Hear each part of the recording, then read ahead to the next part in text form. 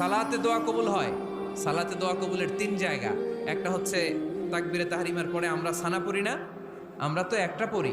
আল্লাহর হাবিব সুন্নাহ এবং নফল নামাজে আরো পড়তেন সানা, ওই দোয়া কবুল হয়। 2 নম্বর জায়গা সালাতে সেজদায় পড়ে দোয়া করলে কবুল হয়। আকরাবু মা ইয়াকুনুল আবদু মির রাব্বিহি ওয়া হুয়া সাজিদ ফাকসিরু ফিহি দুআ।